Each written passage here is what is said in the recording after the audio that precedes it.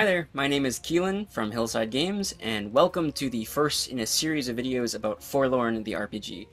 This series will kind of serve two purposes, the first one being to introduce the game, to show the mechanics and show it played, and the other one will be kind of to show how to do a solo campaign and my processes for that, and how you too can, using the Forlorn system, do your own solo campaign and have fun. I'm really excited to get going, so let's get started. First off, what is Forlorn the RPG? Well, it's kind of an amalgamation of a lot of different rules and ideas that I really liked from other systems and other universes and stories, and I've just kind of blended them all together into a system that it's easy for me to run, and it's fun for me to run, and something that I can share with my friends. So for example, Cairn 2nd Edition, Shadow Dark, Maze Rats and Knave 2nd Edition, a little bit of Apocalypse World, maybe some Shadow of the Demon Lord. Needless to say, this game is more of an NSR than an OSR, meaning it's not really built to be converted from old D&D modules or to be compatible. It's its own kind of separate thing. But in terms of tone and vibes, I guess you could say, it is very inspired by old school role-playing games. There's also a lot of TV and media and games that it pulls inspiration from as well. Some of them are really specific, like The Village, the Hellboy movies, Fate, played a lot of Fate when I was a kid. The Brothers Grimm, Legends, Elden Ring. Everyone uses Elden Ring for inspiration, but by far the biggest inspiration is probably Jim Henson's The Storyteller. I absolutely loved that show growing up, and that kind of basically everything that was a fantasy creature was dangerous, with very few exceptions. If it was a puppet and it was a fantasy creature, it probably wasn't nice. That's kind of the vibe that we're going for here. Now, the game itself kind of steers away from solid world building.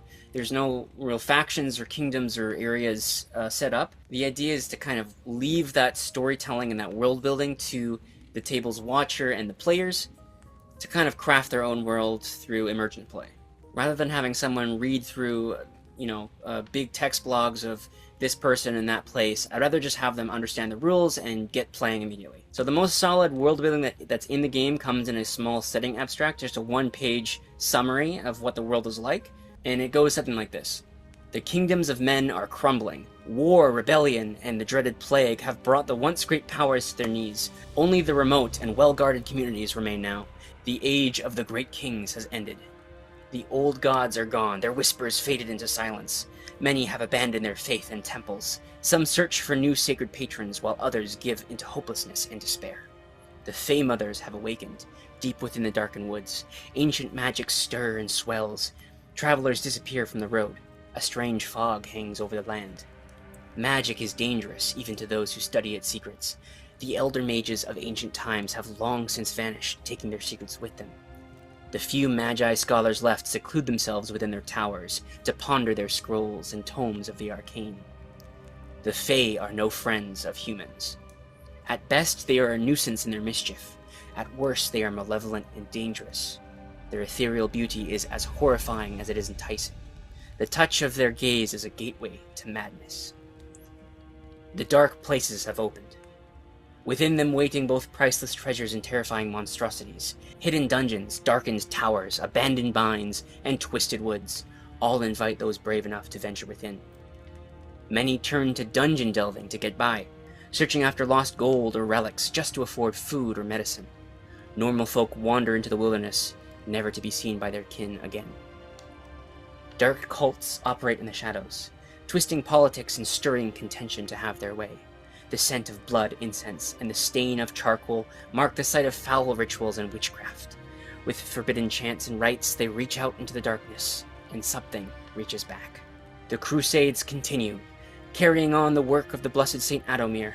White Flame Knights scour the land in the endless war against necromancies and witchcrafts. Purifiers wander in poverty between communities, offering their healing magic in exchange for bread and shelter. So that is the basis of the game setting, and all the details and the settlements and the peoples are really for you to decide and create, using either generation tools or just out of your own imagination. So what elements define the game? Well, there's actually a little segment here that sums that up pretty nicely. Danger. Players are not mythical heroes. The darkness is all-consuming. One bad roll can be fatal. Combat is unforgiving and best avoided if possible. Risk. Unless a character is highly skilled in a task, failure is likely. Careful planning, tools, and teamwork will be necessary to survive. Mystery. The world of Forlorn is painted in broad strokes, leaving most of its details to the imagination. Dark secrets and horrors await investigation. Simplicity. The rules and mechanics are streamlined for ease of use, designed for new players and new watchers. Freedom.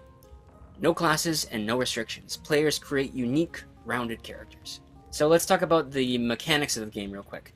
So players are only going to be using 6-sided dice, these little d6. Usually 2 and sometimes 3 if they have a skill.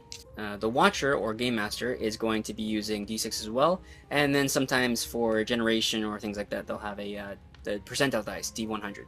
So the basis of most checks is players are going to be rolling 2d6, they're going to be adding a modifier from their attribute, ranging from +0 to +3 at character creation, and the goal is to get a combined total of 10 or to roll doubles. If a player is able to roll a 10 or greater, that is considered a success.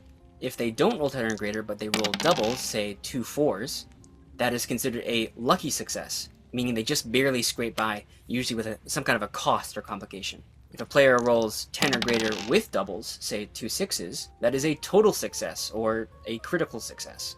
If a player rolls less than 10 and doesn't get doubles, that's just a typical failure. And if a player rolls 2 1s or demonize, that is a total failure or a critical failure. If a player has a skill and an action, they get to roll 3d6 and pick the 2 that they want.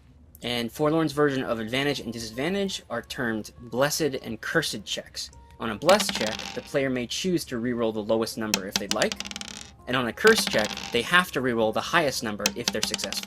What makes Forlorn's system conducive for solo play or GM-less play is there's no difficulty setting by the Watcher. So in D&D or a lot of adjacent systems, the Game Master is setting a difficulty level that you need to meet or beat.